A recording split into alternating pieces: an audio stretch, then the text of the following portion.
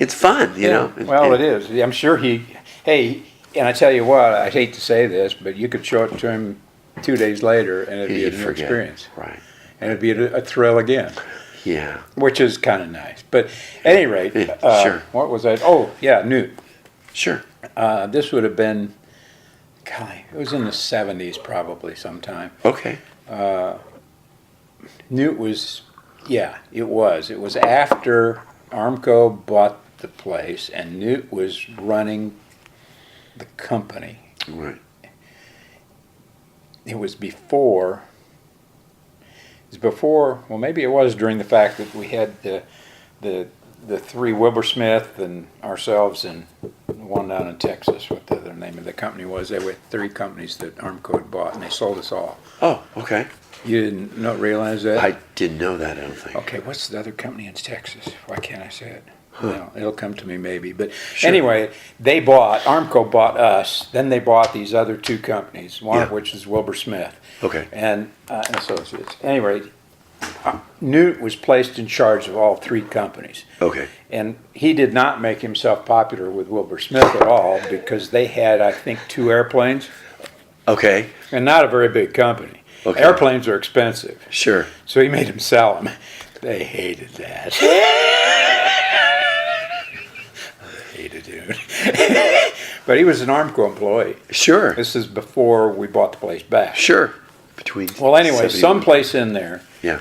I think it was, I asked him, I said, why don't we have any offices outside Kansas City?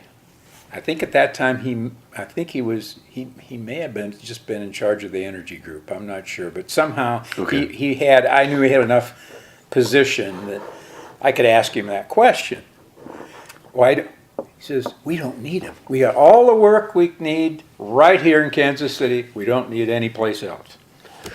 Well, this guy that had the match and the candle, he had his desk right behind me. And I said to him after I said that, I said, if ever I have anything to say about it, we're going to have offices elsewhere. This is silly because people do business with friends, and we can't be a friend miles and miles away. Right. If they don't know you, Right. Right. why are they going to hire you? Right. Right. And so I said that then. Well, then how did this work? Well, Paul Andrews was in charge of the civil infrastructure group, whatever it was. Okay. And when we were going to buy the company back 3 months before, well, we knew we were going to be gone, and Newt was going to come back to Burns and Mac and be the chairman. Okay. He and Newt did not get along at all. So Paul decided to retire. Okay. And he didn't give any notice. Oh, wow. He went down to Dave Roof's office and said, I'm quitting. Well, Dave Roof didn't have anybody put in his place, so he's called me. He says, Joel, you ready to run infrastructure? I said, well, why not? Well, when I told Jim White, I said, if I'm ever in a position to do it, I'm gonna. Well, I thought, I think I might be in a position to do it. Wow. So now Newt was back, though. Yeah. And Dave was there. Dave didn't feel one way or the other. He was fine without. He didn't need anything else on his plate. Sure. But Newt had a definite no. Yeah, I knew that was coming. So I didn't ask.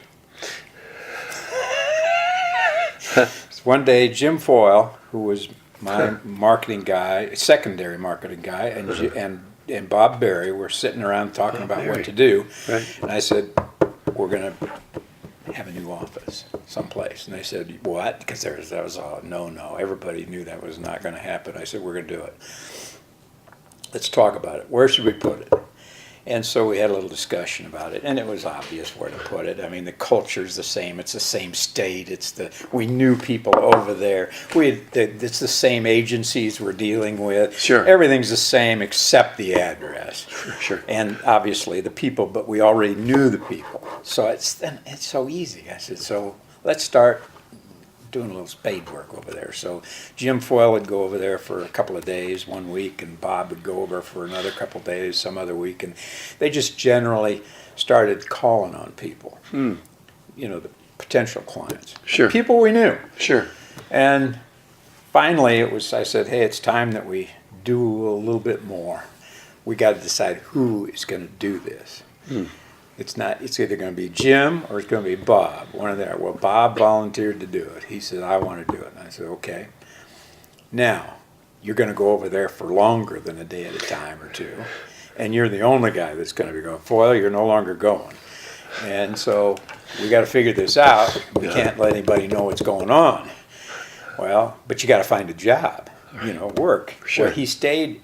Now, Bob tells me this isn't true, and he would know. But I always thought he stayed in his sister's attic. We couldn't rent a motel. Sure. That would show up on an expense account. Right. Wow. So anyway, kept it secret, or we thought we did anyway, and nobody blew the whistle on us until we actually got a job.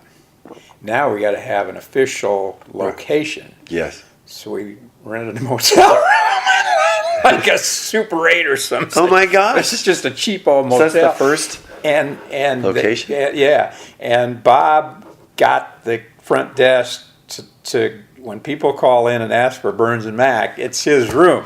Oh my God. That is very funny. Gosh, talk about humble. Yeah. His office was his trunk. That's a great story. Yeah. Anyway, we finally got a job, and that's why we had to have an official address of some kind, other than his sister's. Sure. And so anyway, it was about that time that we got discovered. And Newt just about had a fit. But it was kind of too late. Sure. I don't remember Dave having anything good or bad to say. Okay. He just kind of laughed about it, like, you got him, because Newt was so adamant against it. Isn't that funny? And I got it, and In we spite did of it. himself. Well, and it grew. It didn't grow well. Sure. Because I wouldn't spend any money on it. I mean, we spent the money to have Bob over there. Right. But he needed to get more than what he had Sure. to justify an employee. Right. But he did finally justify an employee, and then he had justified more, and then the motel room wasn't going to cut it. So now we got really discovered. Starts with a motel room. That is We had great. to actually rent office space. Wow. Which we did. Anyway, it did not have very positive results, but you heard a guy by the name of Doug Kreiner? Yes. Okay, Doug Kreiner was Newt's boy. Okay. Kind of like people thought I was Dave's boy.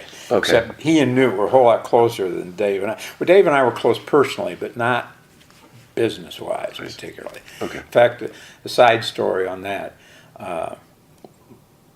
my second wife died, and his wife, Mary Chris, was really a nice person. How she ever tolerated him, I never knew. But she did, and she was a very kind person. She carried my sizes in her purse. So when she went shopping for Dave, and she always shopped on sale, she bought me my sport clothes. That's She so bought me a sweet. suit. She bought me my shirts. Wow. She'd find them on sale, and my size, she did it. That's so kind. And Dave, bless his heart, he never stayed late when he was just a peon guy. Right. But when he became the president of Burns and Mac, Right. he changed. Right. And he'd call me about 5:30, maybe. He'd say, "Hey, Joel, what are you doing?" I said, "Well, I'm just working on stuff." He just come on down. So I'd go down, and we'd talk about some stupid crap that, politic crap that he was always into. And he'd say, "What are you doing for dinner tonight?" I said, "Well, I don't know, same as always, I guess." He'd pick up the phone.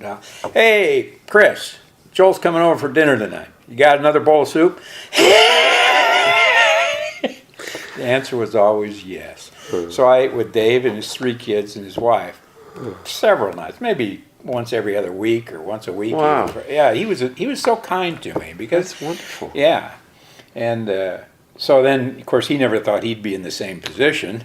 Right. But I didn't have a wife to buy him clothes. Yeah. How sad. Yeah. Wow. But anyway, so we were sitting down there talking about stuff, and finally got to the point where this branch office thing, he didn't mind it so much. He wasn't happy about it, but he says, well, truth was everybody else was doing it, and we weren't. Right.